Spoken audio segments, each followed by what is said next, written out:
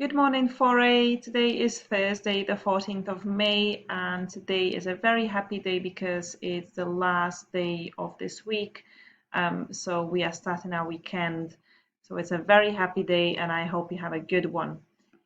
Guys, as I said before, the open house is cancelled, so today we just have a normal schedule. But before I tell you about your schedule and what will you have today, I just like to mention one specific issue, and it's the fact that I noticed that about 1/3 of you has been very lenient with your work and you are just not submitting any work. A couple of students have not submitted any work for a couple of days. Um, please, this is as if you're in school. For sure, in school, it would have been unacceptable if you just don't submit work. You always have to submit your work or you always have to work on your thing, right? So I'm not sure why some students think that it's acceptable just to not upload any work for a couple of days. Of course, as I said, in case you really can do something, you can always message me, but I'm not receiving any messages, and some students have not been uploading any work for days. I am really unhappy about that, and to be honest, there is in this class there are so many students who are really good with their work. They've been responsible, they check in everything, and they're up to date. So if they can do it, you can totally do it. Guys, take responsibility for your work, please. I know distance learning may be sometimes exhausting. I know it's boring to look at the screen all the time, but you must be responsible and submit your work. You cannot just think, oh, I just won't submit today, it's going to be fine. It is not fine. Guys, please note that I will be using my judgment to give you half term 5 marks as well. And I will be taking into consideration, I mean, how hard have you been working, if you've been submitting work or not. So if you have not been submitting your work, your marks are not going to be great. All right, let's move on. So what is happening today? Guys, first lesson is a moral education. I actually haven't looked at the topic. Um, right, so in moral education, it's going to be a review lesson. So you're going to look at the concepts we took in since we started distance learning, because obviously next week is going to be your assessment. All right, the next lesson is PE with Mr. Olaf on Teams. Be online, make sure you join in that lesson. And the third lesson would be extra support for English. No, sorry, the workbook practice for English.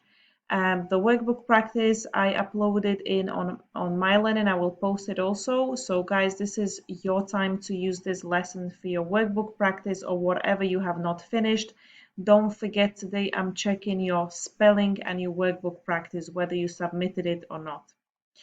All right. Now, next lesson is extra support. Those who have it with me, I assigned Cracking Comprehension. Please log in and complete it. There's 2 stories that I assigned, so you can go ahead and everyone else can too. Others will have other subjects, but if you have free time, you can still do your Cracking Comprehension. And our last lesson will be PSE, and we'll be talking about your dream job and what do you have to do to get your dream job in the future. All right, guys, the riddle for yesterday. I received 19 comments, which is quite good. And basically the riddle was, I can actually remember exactly the words, but let me just take a look at it. Right. So I shave every day, but my beard stays the same. What am I? The answer was a barber. So many of you commented barber. Some of you said hairdresser. Anahita, the one who shaves others' beard but not his own. Yes, very good. So that's a barber basically.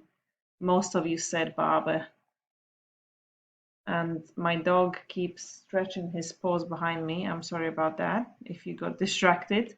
All right, your riddle for today is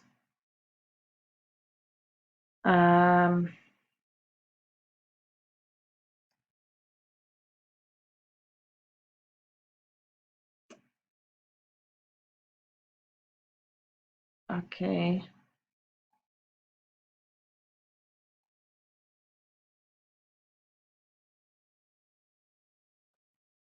Right. So, a riddle. What has many keys but can't open a single lock?